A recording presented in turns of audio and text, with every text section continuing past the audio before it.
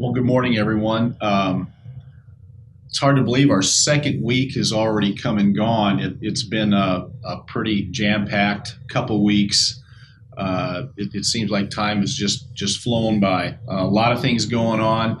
I just reflect back to last year, the first day of session with all the new people sitting in caucus, and everybody's wondering, okay, what the heck did I get myself in? Why am I here? What's going on? This year, the first day of session is, okay, bring it on. I'm ready to get going. So I think that's why it seems so different. The atmosphere is different. Everybody knows everybody. Everybody knows who they can work with. I think we're going to see a ton of bills. We've already seen a lot of bills, probably more than we have. I know more than we have in previous years.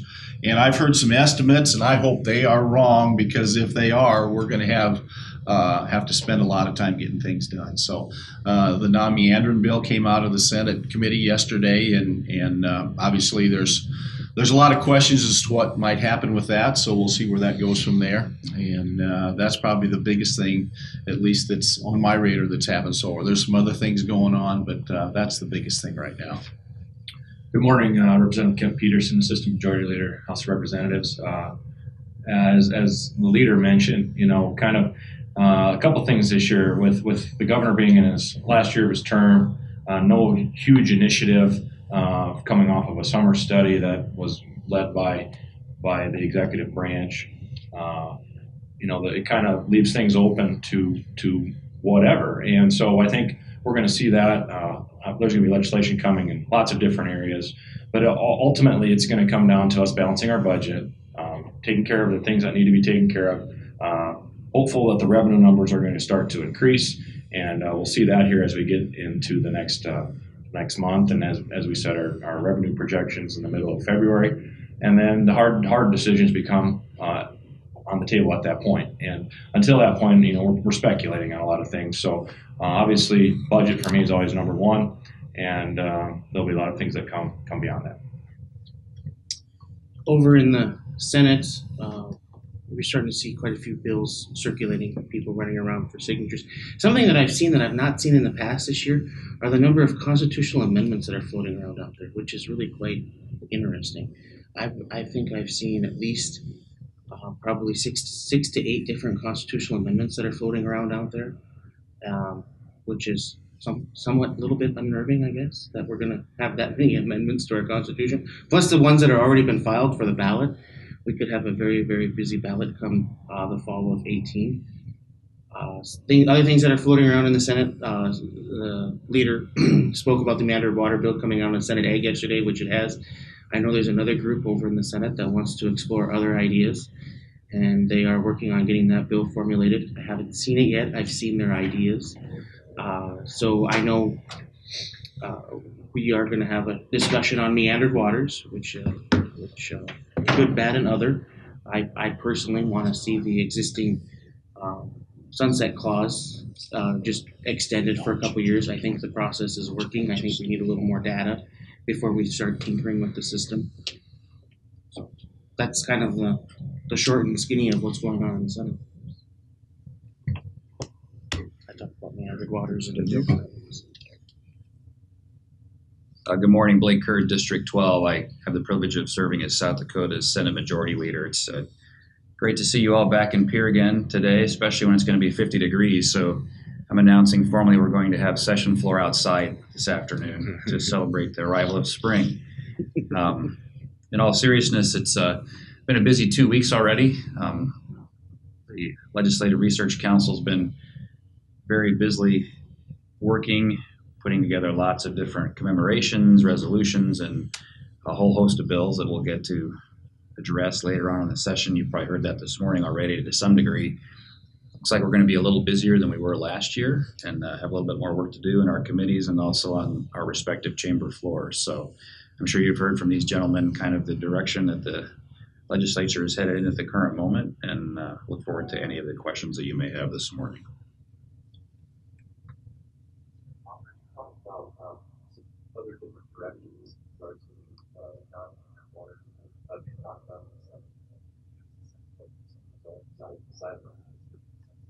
Want to talk about that? Sure. I think, if you'd like me to kind of substitute for Senator Martin, we've heard of several different potential modifications to the regulation as it currently exists. We don't think that those are in final form, nor has the final bill been drafted and introduced on that yet. So at this point, we're probably not prepared to discuss them. We'd like to continue the discussions with our House leadership colleagues and see if there might be an opportunity to kind of make sure that that bill's in a format that some folks would be interested in discussing at some level before we get too far out in front of it. We don't want to get over the tip of our skis too far on it yet. We might find that some of the changes are not that dramatic and are palatable and could be considered relatively without a lot of angst. And so until we get to that point, I think we're going to reserve comment on it.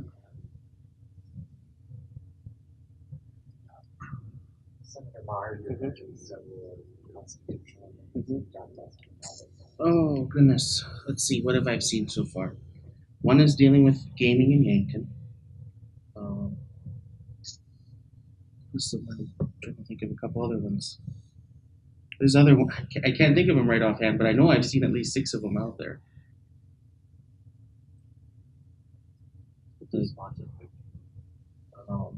I think the Yankton delegation is. What's that? I'm not, yeah, I don't know if that is. What's that? I don't know if they're looking to the Yankton.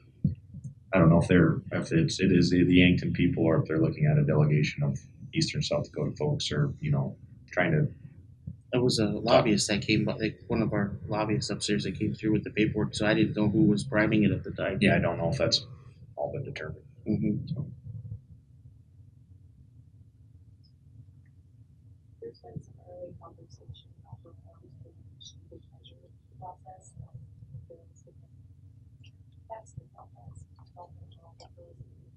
Any thoughts on what changes would support the patient A bunch of state affairs this month. Sure. I served on the initiative measure and task force and initiative measure reform task force this summer, and I think we had 9 or 10 bills that came from those discussions. I'm prime sponsor of a few of them.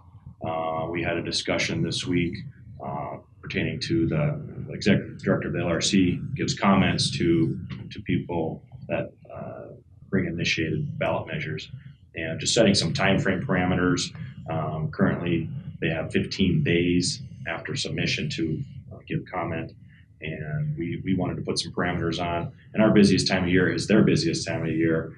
So what we proposed this summer and what passed the House earlier this week was any ballot measure submitted after the 1st of December will not have to be required to receive comment until 15 work days post adjournment sine die. Obviously, if their time allows, they can still, the director of LRC can still provide comment. There's one consent calendar. So that's one of the changes. I'm also prime sponsor of House Bill 1005, which is a bill to help clarify the recitation for ballot measures for constitutional amendments and referred laws.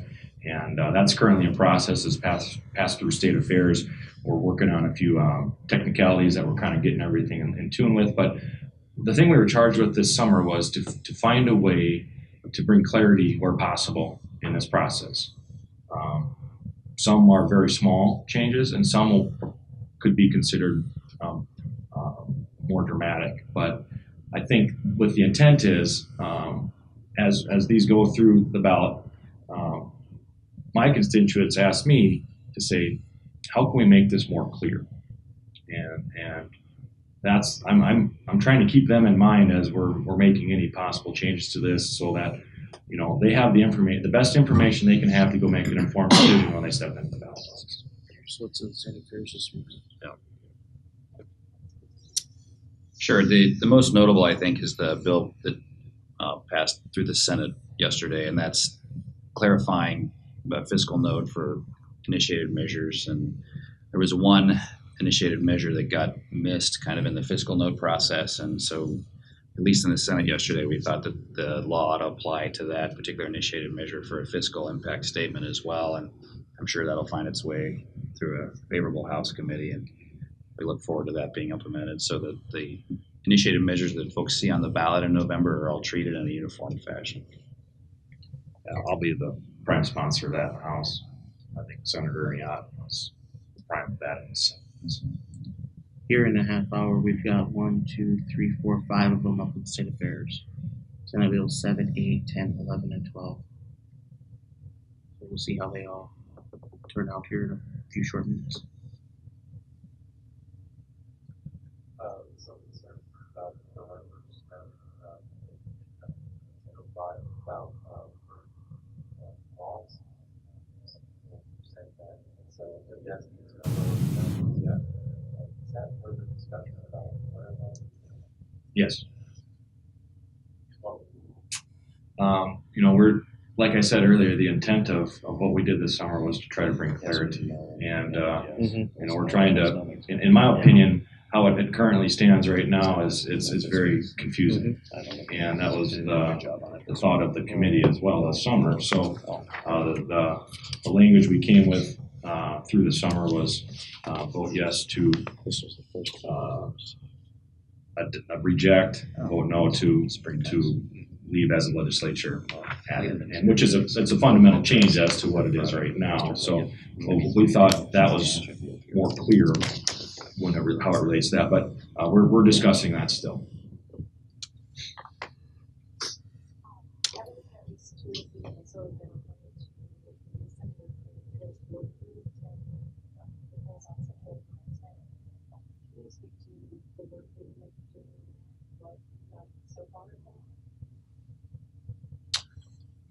Yeah, I'll address that. It's just being put together. We haven't really talked about anything at all yet. When we're going to meet, what we're going to discuss. I guess I would assume at this point, we'll take a look at something that the surrounding states have. Just get an idea where they're at. The one thing, the workshop with NCSL, they said that we have a pretty good set in place right now. And now, whether they say that to everybody or not, we didn't get to ask that question, so that part I'm not sure about. But we used them last year; they worked, and we feel confident that things are, that we're headed on the right direction. Not that they can't be changed if we see something necessary. I think the big thing is we've got a lot of different people in place where people can go talk to if there's a problem, so that whoever they feel comfortable with, they can go and address an issue with them. And I think that's an important part of having everything in place. Dane, I think it's unfortunate that you narrowed the scope of that particular group of folks. It's really the code of conduct, and it's not so narrow as you've tried to define it as sexual harassment. There are many other topics that we could address. I think it will start with us looking at the current rules that we have in the legislature and then seeing which, if any, need to be modified. We're certainly open to consideration. We have not yet set a date for our first committee hearing, nor have we had informal discussions about it, but those will be forthcoming. And as you know, the committee process will be open and people can attend if they so choose and provide input and feedback to us. But I think we'll start kind of where our framework is and then see what we need to build and fill in based on what we've already got. Follow-up question.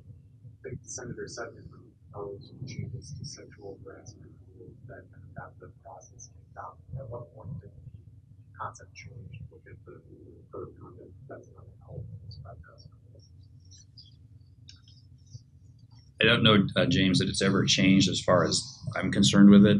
Certainly Senator Sutton introduced a topic of conversation that I think had some areas in it that had potential flaws, and he was willing to discuss those. So I think that'll be certainly one of the things that we entertain when we sit down to discuss it together. But I think the topic is broader than just trying to narrowly define it. There are many ways that we interact with each other, and I think we all have expectations about those interactions, and we want to make sure that we behave in a statesman-like fashion with decorum and respect the legislature and other legislators. And so that's part and parcel of what I believe that this group of individuals will be discussing. if I could comment on that, well, I would agree with what the leader said, that it's far more broad than just sexual harassment. And one thing that that the gentleman with NCSL asked about, okay, what are 3 things you'd like to see the legislature remembered for, or if there's anything that I would feel was important when them, and I would say number 1, morals, what they do.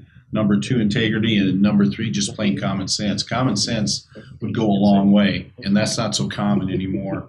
And that would just tell you if things are right or wrong, and you need to go with that. So those are 3 things that I think are very important. You all talk about one of your colleagues have discussed, I think, 1073, this free speech bill, and if there's any have on that legislation. We have not discussed that. As things come We up, haven't either. we'll definitely start that discussion. We know what's out there, and it should be interesting to see what happens with that. We haven't had any of those discussions in the Senate. Of course, it's over in the House. And right now, we're concentrated on Senate bills and appropriation matters. I saw it, but could you give me a look ahead the next week, what we'll be talking about next week's press conference, what you see as big developments in the communities ahead? Democrats have suggested that it seems to be 600 bills this session. What do you think about that? I think that 600 is everything that's in the drafting process, including commemorations and resolutions. So I don't believe that there are 600 bill drafts that exist. Many times people will draft bills and then they never get introduced. So certainly the volume is higher than last year. So I think we will, as I stated earlier, be working a little harder in our committees and in our respective chambers. But I doubt that we will entertain 600 individual votes or in the aggregate resolutions, commemorations, and bills throughout the legislative session. But it will certainly be several hundred and probably more than last year. As far as looking ahead next week, I'm sure we'll be talking about the changes to the initiated measure process that are in Senate State Affairs today. Those will more likely than not find their way to the Senate floor next week. I think we will probably again be discussing the non-meandered waters issue at some level.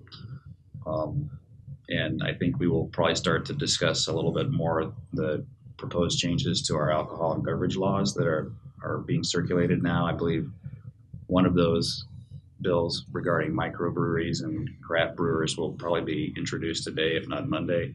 So I think that'll be a topic for us. Apparently, when I said to Dana that I hadn't been contacted by anyone in Sioux Falls saying this was a problem, that must have been a stimulus, because now I've been contacted a lot by brewers from Sioux Falls that would like to discuss it. So I think you be careful about what you ask for, because you may get a result. So, but they've been great conversations, and we have a burgeoning craft brew industry in South Dakota, as many of you know, and if we can be supportive of that industry in a way that works for South Dakota, I'm very interested in bringing that to some kind of resolution that works for everybody involved. Well, I would agree with everything that the leader has said, and then I would just add on our side, we've started talking about HGR, Joint Resolution 1001 regarding legislative pay. What the caucus feels about that. Do we want to go forward? Really, there's 3 options. We go forward with that as written. We change it and put it in statute, or we don't go on with it at all. And it's interesting when we see where that's at.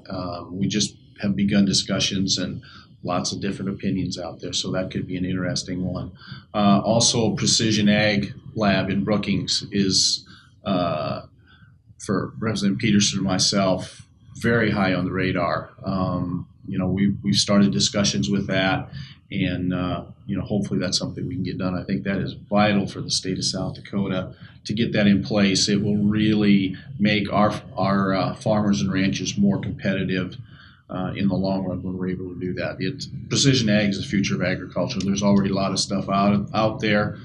But I think, quite frankly, we're at the tip of the iceberg of where this can go. I mean, we're at a level here, and I know some stuff at a level here, but there's another level up here where nobody's even thought about yet. And we've got some great people contributing to it. Raven came in with a bunch of money, and I think we're going to see some other donations like that. So we're excited about it, and we're ready to move forward.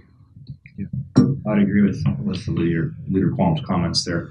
Also, I think we'll more than likely have some resolution on House Bill 1005, recitation bill by next week. I think it's been deferred till Wednesday. Hopefully, we're working on some things on the side to address some possible changes, and so I imagine we'll be able to talk a little more clearly about that next week. And just as we're getting into the process, getting through some of the pre-filed bills, a lot of the agency type bills, and getting into more of the member bills now. And so the diversity of the bills is as wide as it's been.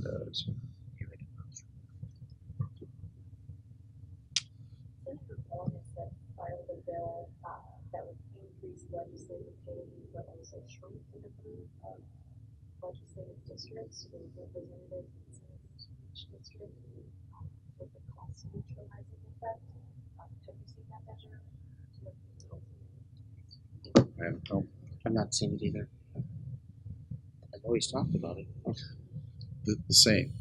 Yeah, the same. I just heard that last night the first time, and so I think the bill was to shrink it to one legislative district and put all the pay in that one person's pocket. I think that was maybe that's what it was. I have not. I think seen they call it a dictatorship. Oh, is that maybe that's what he's proposing? I'm not sure. No, I haven't seen. All I know is that if he shrinks legislative districts, I just as well have all of Western South Dakota. That would grow it. Oh my Shrink gosh. the number from the river. Thanks. You bet. Thank you.